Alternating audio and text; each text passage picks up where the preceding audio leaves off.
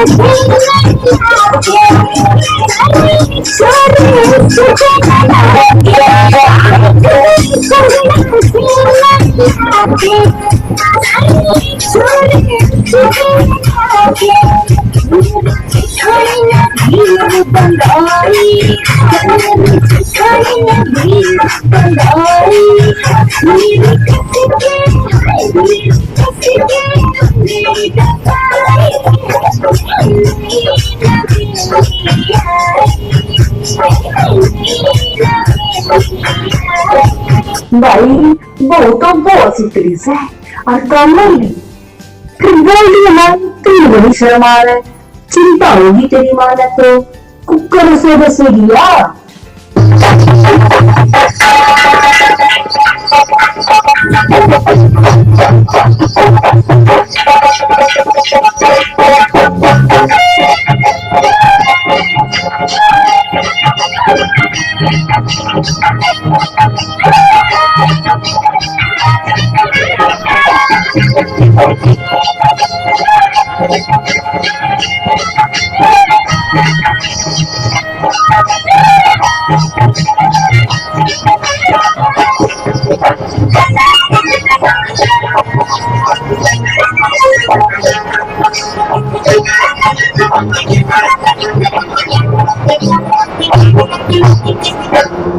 सासरे में आई सुंदर पैर झटके,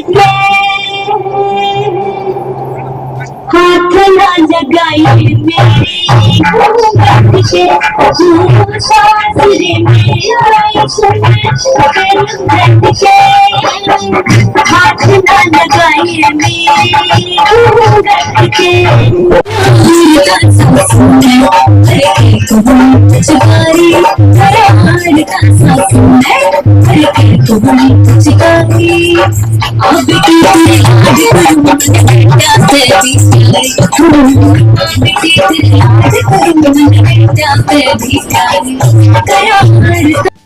डॉक्टर कृष्ण मिड्ढा ने अपने वक्तव्य में कहा कि बच्चों को के ये जो प्रोग्राम है ये होने चाहिए, और उन्होंने एक सलाह और दी कि माता पिता अपने बच्चों को मोबाइल से दूर रखें। कम से कम 1 घंटा हर रोज़ बच्चों को और माता पिता को एक साथ बैठना चाहिए। और भी बहुत सारी शिक्षाएं उन्होंने दी। डॉक्टर कृष्ण मिड्ढा ने अपने जींद के अंदर कार्य गिनवाए कि कितने वो कार्य कर रहे हैं, वो भी देखिए। क्या कह रहे हैं डॉक्टर कृष्ण मिड्ढा। आज बाल दिवस के अवसर पर जो 14 नवंबर को मनाया जाता है, इस पर जिला स्तरीय जो आज एक कार्यक्रम रखा गया, इसके लिए मैं सभी का बहुत आभार व्यक्त करता हूँ। वहीं पर क्योंकि सरकार की एक सोच है कि ऐसे कार्यक्रम होते रहने चाहिए, इसकी शुरुआत हमारे देश के प्रधानमंत्री नेहरू जी ने की थी और उसके बाद हमारे देश के प्रधानमंत्री माननीय नरेंद्र मोदी जी ने भी 4 साहबजादों के दिवस की घोषणा की थी, क्योंकि बहुत सी ऐसी कुर्बानियां जो बच्चों ने दी इस देश के लिए, जिनके बारे में कहीं जिक्र भी नहीं आता। मेरा जहां तक अनुमान है, जितना मैंने पढ़ा, लगभग 400 कुछ बच्चों का ऐसा बलिदान है पूरे हिंदुस्तान में, जैसे कि हकीकत राय, वीर हकीकत राय, ऐसे बहुत से बच्चे, 4 साहबजादे हो गए, ऐसे बहुत से बच्चे जिनके बारे में कहीं जिक्र नहीं आता। लेकिन हमारे देश के प्रधानमंत्री जी ने उन्हें भी वो मान सम्मान देने का काम किया जो बिल्कुल लुप्त था।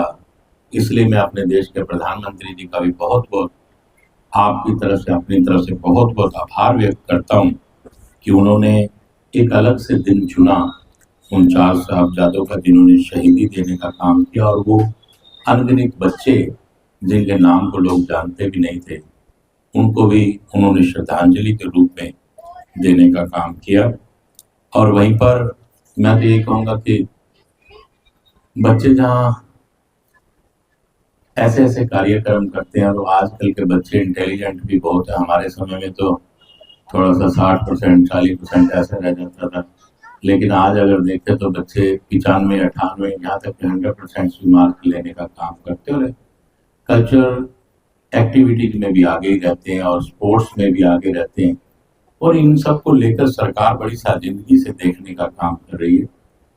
लेकिन मेरा एक विचार है कि बहुत से पेरेंट्स आए हुए हैं, बच्चे भी हैं, मेरा बच्चों से भी निवेदन है कि कम से कम बच्चे 1 घंटे के लिए अपने मोबाइल को बंद रखें, पूरा परिवार बंद रखे, पेरेंट्स भी बंद रखें और बच्चों के साथ बैठने का काम करें। बच्चों की भी दुख तकलीफ सुने, अपनी बात भी उन्हें बताएं, और पूरा परिवार अगर 1 घंटे के लिए, क्योंकि मोबाइल आज बहुत बड़ी जरूरत बन गया है, लेकिन कहीं ना कहीं जरूरत के साथ साथ सिरदर्दी भी बहुत बड़ी बन गया है। छोटे छोटे बच्चों के हाथ में मोबाइल माँ बाप पकड़ा देते हैं ताकि वो देखते रहे और वो अपना काम करें, लेकिन ऐसे बच्चे जो मात्र अभी 3-4 साल के, उनके हाथ में मोबाइल पकड़ा देते, तो आप ये मान के चलिए कि जो बच्चों का नर्वस सिस्टम है बड़ा कमजोर हो जाएगा, और बच्चा जिद्दी भी उतना ही हो जाएगा जिसकी आप कल्पना भी नहीं कर सकते। तो हमें कम से कम 1-1.5 घंटे के लिए मोबाइल से पूरे परिवार को एक टाइम में बंद कर एक साथ बैठना चाहिए और अपनी सब बातें परिवार के बारे में सोचनी चाहिए। ऐसा मेरा अपना निजी विचार है और मैं अक्सर ये बात करता भी हूँ। और मैं ये भी कहूँगा, बच्चे, काफी बच्चे बैठे हैं, वो अपने दादा दादी के पास भी बैठने का काम करें। 1 घंटा 1.5 घंटा वो अपने दादा दादी के पास भी बैठे, क्योंकि आजकल ये चीजें भी दूर होती जा रही हैं जो हमारे लिए बड़े नुकसानदायक। हमारा समय होता था तो हमारे माँ बाप, हमारे दादा दादी हमें बहुत सी कहानियां, कथाएं, ये सब सुनाने का काम करते थे। आज अगर हम देखें तो बहुत से बच्चों को रामायण के बारे में ही मालूम नहीं, जिन्हें राम के बारे में मालूम नहीं वो कृष्ण को क्या जानेंगे। तो हमें अपने ग्रंथों को, हमारे धार्मिक ग्रंथों के बारे में भी उतना ही ज्ञान होना चाहिए जितना हम पढ़ाई पर ध्यान देते हैं, उतना आध्यात्मिक दृष्टि से भी हमें देखना चाहिए। मैं तो अक्सर स्कूलों में कहता हूँ कि एक क्लास अध्यात्म की भी लगनी चाहिए। आज अध्यात्म की कमी की वजह से भी आप देखते हैं कि 95, 98% नंबर लेने के बावजूद भी बच्चे डिप्रेशन में चले जाते हैं, क्योंकि हम उन्हें उन चीज में तो ले जाना ही नहीं चाहते। सिर्फ एक एजुकेशन, ठीक है, हर चीज की आवश्यकता है, लेकिन हमें अध्यात्म की भी बड़ी जरूरत है। आज पश्चिम देश अध्यात्म की तरफ जा रहे हैं, और जो हम अध्यात्म को लेकर गुरु थे जिसके, और आज हम उनकी तरफ दौड़ने का काम करेंगे, गलत है। तो मेरा तो सबसे अनुरोध है सभी पेरेंट्स से भी, आप अपने बच्चों को धार्मिक कथाएं, धार्मिक बातें, हमारे देशभक्तों की बातें बताने का काम करें, जिनकी वजह से आज हमें आज़ादी मिली है, जिनकी वजह से मैं ये कहता हूँ कि हमें बहुत कुछ सीखने को मिलता है। मैंने विधानसभा में भगवान राम के बारे में एक बार जिक्र चला तो मैंने उसमें जिक्र किया कि हमारे राम ऐसे हैं जिससे कोई किसी भी कम्युनिटी का व्यक्ति, किसी भी धर्म का व्यक्ति राम के बारे में सोच सकता। राम सबके हैं, क्योंकि भगवान राम ने सिखाया कि, ये मैंने विधानसभा में बोला, भगवान कोई भी माँ बाप, चाहे वो आज की हर माँ बाप ये चाहते हैं मेरा बेटा राम जैसा, हर पत्नी चाहती है मेरा पति राम जैसा, हर भाई चाहता है मेरा भाई राम जैसा, हर मित्र चाहता है मेरा भाई राम जैसा, यहाँ तक कि एक शत्रु भी चाहता है कि मेरा शत्रु मर्यादित और राम जैसा। इससे बड़ी बात और कोई नहीं हो सकती। तो ये हमें सीखना पड़ेगा, ये हमें जानना पड़ेगा। और ये सब हमें, रामायण एक ऐसा ग्रंथ है जिसे आप जितनी बार पढ़ेंगे उसमें से कुछ ना कुछ अलग निकलेगा, कुछ ना कुछ समझने को अलग मिलेगा। तो मेरा सभी माँ बाप से अनुरोध है कि बच्चों को अध्यात्म की तरफ भी ले जाएं, उन्हें बताएं, उन्हें सब कुछ सिखाएं, ताकि जीवन बड़ा सरल रहे। आज तो वैसे भी परिवार बहुत छोटे छोटे परिवार है, वो भी बिखरने के कगार पे आ गए। तो उसका कारण ही यही है कि हम अध्यात्म से दूर होते जा रहे। मुझे अपने पिताजी की बात याद आती है। मेरे बड़े भाई साहब 1993 में एक्सपायर हो गए, तो मैं उसमें 23 वर्ष का था। तो जहां भी जाते तो मेरे को लेके जाते। तो मैं भी कई बार कहता था कि बाबूजी आपकी नींद तो खराब होती है, मेरी नींद भी खराब करते हो, रात को 11-11, 12-12 बजा देते हो। तो कहने लगे कि बेटा हम इसलिए करते हैं। अगले दिन सुबह मेरी माँ से कहने लगी कि तेरे साहबजादे का ये सवाल है मेरे से, तो इसका उत्तर क्या होना चाहिए। मेरी माँ भी सोचे बेटे के पक्ष में जाऊं या पति के पक्ष में जाऊं, बोले तुम दोनों का मामला, तुम दोनों ही अपने आप इसको सल्टो।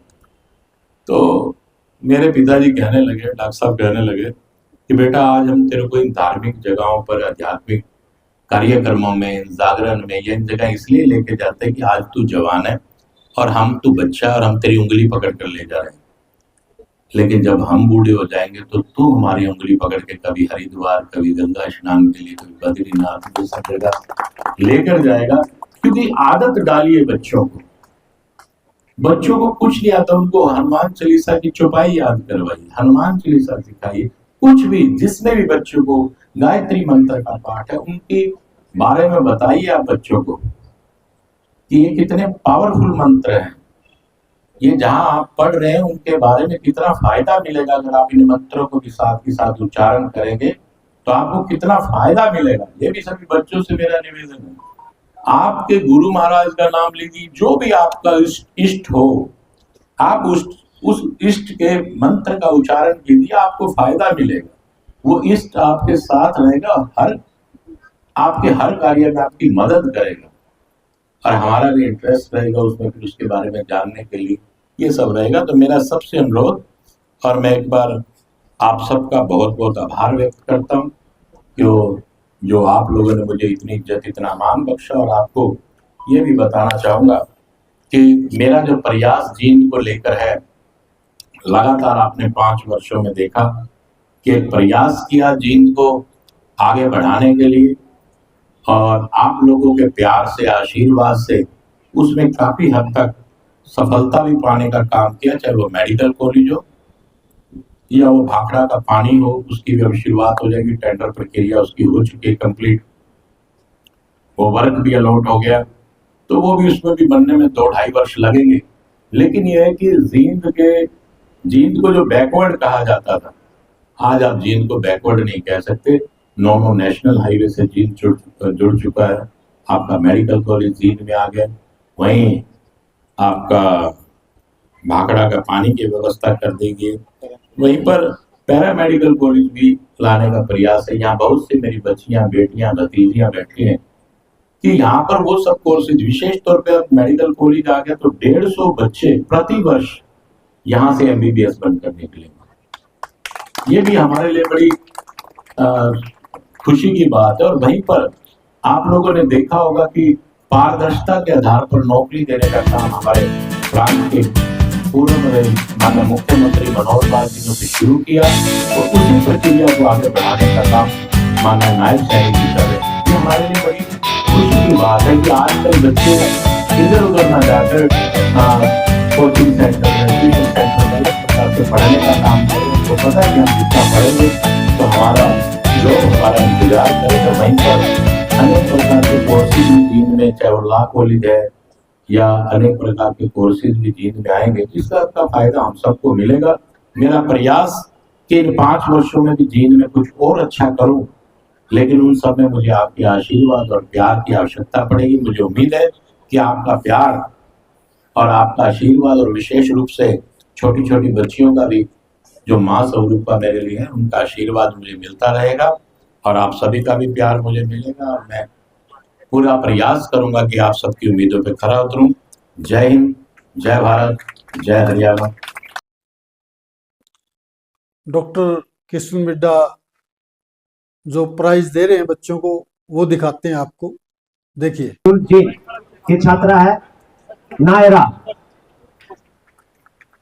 नायरा के बाद रहेगी आप सबके हाथ में पकड़ा दीजिए, इतने बच्चे तो एकदम गुरेडियम। आएंगे ना। गुरेडियम आ जाओ बेटा। उसके बाद हर्षिता, मयंक, तुलसी, परीक्षा, ये बच्चे आ जाए यहाँ पे। एक एक बच्चा आता रहे, एक एक बच्चा, और बाकी जिसका भी मैं अनाउंस करूँ वहां लाइन में आ जाए बेटा। Sketching competition group 2, group 2, Sonal, पूर्व, यहाँ बेटा शौर्य, नक्श, राखी, नैतिक, ये लाइन में आ जाए वहां पे। Sketching competition. जीन टीवी 24 ने डॉक्टर कृष्ण मिड्डा से किसानों के ऊपर भी सवाल पूछे। उनसे कहा कि आज किसान की जो दशा हो रही है वो बहुत ही खराब हो रही है। आज उनको डीएपी और यूरिया नहीं मिल रहा। इस प्रश्न के पूछते ही डॉक्टर कृष्ण मिड्डा चलने लग गए।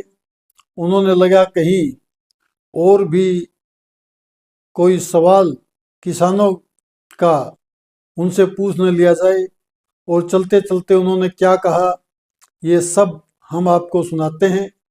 देखिए डॉक्टर कृष्ण मिड्डा ने क्या कहा। देखिए, आज बाल दिवस का कार्यक्रम था और ये बहुत डिस्ट्रिक्ट लेवल पे कार्यक्रम था और ये बहुत अच्छा कार्यक्रम किया गया। इसमें सभी बच्चों को लगभग 5300 बच्चे थे, जिसमें से लगभग 650 बच्चों के आसपास को सबको प्राइज दिया गया। इसी प्रकार से एक्टिविटी चलती रहनी चाहिए। जहाँ एजुकेशन का मामला है वहाँ पे कल्चरल वो भी एक्टिविटीज़ भी रहनी चाहिए, तो बच्चों को बड़ा अच्छा लगता है इससे। और हमारे प्रांत के माननीय मुख्यमंत्री जी, हमारे देश के प्रधानमंत्री जी ने भी बाल दिवस जहाँ नेहरू जी का नाम से मनाया जाता है, वहीं पर 4 साहबजादों के नाम से भी, और वो ऐसे बच्चे जिन्होंने लगभग शहादत दी, 400 के आसपास के बच्चे जिन्होंने अपनी शहादत दी, देश के लिए कुर्बानी देने का काम किया। हमारे देश के प्रधानमंत्री नरेंद्र मोदी जी ने भी उनके 4 साहबजादों वाले दिवस के दिन ही, उनकी शहीदी के दिन ही छुट्टी का दिन भी घोषित किया, और उसे उन बच्चों के नाम जिन्होंने हिंदुस्तान की, मैं कहूँ कि शहादत देने का काम किया, उनके नाम से। 17 में किस तरह का बिल पास हुआ? 17 में देखिए बिल पास हुए और काफ़ी अच्छा सत्र चला, और आप देख रहे हैं कि किसी भी प्रकार का बड़े बड़े प्यार से ये सत्र चला है और सभी ने इस सत्र को स्वीकार भी किया और विपक्ष अपनी भूमिका नहीं निभा पाया। 24 तारीख को DSC समाज का कार्य वाल्मीकि महाराज जी की जयंती है, जिस पर हमारे प्रांत के माननीय मुख्यमंत्री नायब सैनी जी आ रहे हैं, तो वो हमारे लिए बड़े गर्व की बात है। और इसी प्रकार से ये जयंती है, मैं ये कहूँगा कि भारतीय जनता पार्टी ने एक नियम बनाया, माननीय मनोहर लाल जी ने भी, और अब नायब सैनी जी भी उसी प्रक्रिया को आगे बढ़ाने का काम करें, महापुरुषों की जयंती मनाने का काम करें। ये हमारे लिए बड़े सौभाग्य की बात है, जिससे ये कहूँगा कि समाज को एक संदेश मिलता है कि हमें अपने जीवन को कैसे जीना है। सर विधानसभा है जो इसी को बड़ा करते हैं, इलेक्शन नहीं, इससे तो बड़ा होगा नहीं होगा, जगह नहीं है, लेकिन विधानसभा तो बड़ी बनाई जाएगी और नई विधानसभा का जो इमारत। सर किसानों को डीएपी यूरिया की ज्यादा प्रॉब्लम आ रही है। वो किसानों की कोई ऐसी वो है नहीं, लेकिन हड़बड़ी किसानों में मची हुई है, जिनको आवश्यकता आज है वो आज ना लेके आगे की भी लेके रखने का काम कर रहे हैं, और खाद की किसी प्रकार की कोई कमी नहीं है। और बाकायदा इस पे हम लोगों ने विधानसभा में पूर्ण रूप से जवाब देने का काम भी किया। लेकिन प्रत्येक व्यक्ति के दिमाग में, किसान के दिमाग में कि खाद मिलेगी नहीं, ऐसा कोई विषय एक अधिकारी से भी साइकिल पे पहुंच गया, क्या मंत्री को? देखिए बड़ी अच्छी बात है, उन्होंने एक पहल की है डीसी महोदय ने। मैं इस बात के लिए इमरान जी को बहुत बहुत धन्यवाद भी करूंगा। हमें भी सीखना चाहिए कि आसपास अगर कहीं भी हम लोग जाएं तो हम लोगों को प्रदूषण से भी और तेल की भी बचत होती है, तो हमें साइकिल का इस्तेमाल करना चाहिए जितना ज़्यादा हो सके। ये थी आज की गतिविधियां। आप सब दर्शक साथियों से हमारा निवेदन है, जो हमारे चैनल पर पहली बार आए हैं, जिन्होंने हमारा चैनल सब्सक्राइब नहीं किया, वो इस चैनल को सब्सक्राइब कर दें और हमारे वीडियो को लाइक करें व ज़्यादा से ज़्यादा शेयर करें। धन्यवाद। मैं राजेंद्र चहल, जीन टीवी 24। नमस्कार।